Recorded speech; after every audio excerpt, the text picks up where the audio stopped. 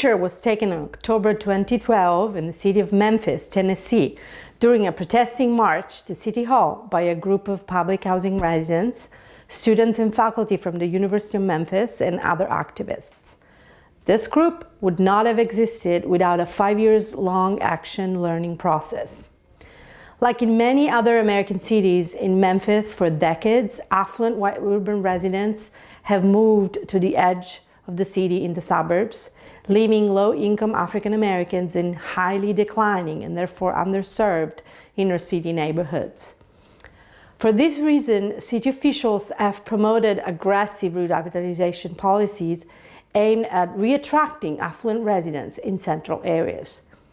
This is often done at the expenses of low-income residents who are forced out of their historic communities, either directly through forced relocation and redevelopment or indirectly through gentrification. In particular, Memphis city officials have made an intensive use of the federal program called Hope 6, targeting distressed public housing for redevelopment. All the Memphis Hope 6 projects have implied residents' forced relocation through a voucher system. In 2007, the last of these complexes, Foote Homes, the core of the historic Vance Avenue neighborhood, was targeted for redevelopment, and 420 families were facing forced relocation. Several residents were members of St. Patrick, the Roman Catholic Church located at the east corner of Foote Homes, and had been sharing with their church friends their concerns. With a voucher, they were likely to end up in a more expensive and less maintained, privately owned house in a more isolated, low-income neighborhood without their historic social support system. At that time, Ken Reardon and Catherine Lambert Pennington, both faculty members at the University of Memphis, together with leaders from St. Patrick, agreed on the need to explore the options that were available for Foote Homes residents. For this purpose, a total of 4 action learning classes for 2 semesters were involved in a series of activities, alternating. On the one side, targeted research carried out by students and St. Patrick members, including stakeholders and residents interviews, detail mapping, demographic and economic data collection and analysis, etc. And on the other side, participatory events aimed at engaging the large Foote Homes and Vance Avenue community.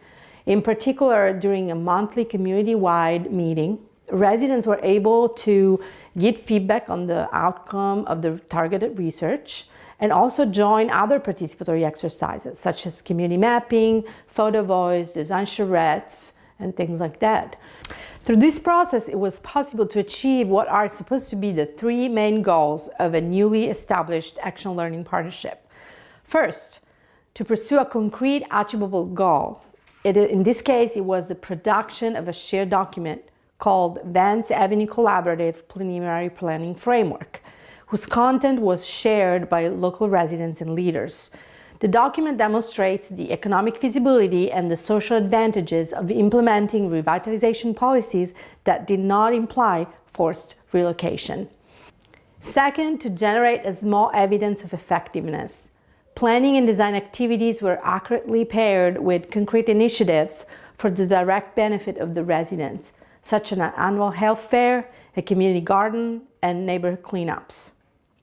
Third, to broaden the partnership. Increasing the number of members and allies meant increasing negotiating power against decision makers. At the end of the school year, the small circle of initial promoters had become a neighborhood-wide coalition of about 20 different organizations called the Vance Avenue Collaborative. It included the dozen of neighborhood churches and different denominations, the variety of local nonprofit service providers, major and small business owners, the Foote Homes Tenants Association, and other historic African American civil rights and social justice organizations. Basically, all the stakeholders interviewed during the first 2 semesters had accepted the invitation to join the collaborative that was the very closing question of the interview protocol. The framework did not make city officials change their mind. However, the collaborative had raised so much attention that the city was obligated to officially involve it in the process of planning for redevelopment. By 2010, when I joined the University of Memphis, the collaborative had agreed on carrying out a participatory process on official behalf of the city, aimed at producing a revitalization plan to be used for applying for federal funds. For this purpose, the collaborative reproduced the action learning methodology previously adopted, building on existing data but strengthening residents' engagement. For 9 months, we carried out a door-to-door campaign for each one of the monthly meetings. We used to call each resident once every 2 weeks for regular updates and had pastors making announcements for each one of the Sunday services. The outcome was a full plan rejecting forced relocation and redevelopment and proposing the renovation of Foote Homes together with other community development strategies. One of the development strategies was a measure against the lack of access to fresh, affordable food. The collaborative has converted a dismissed bus in an affordable farmers market on wheels.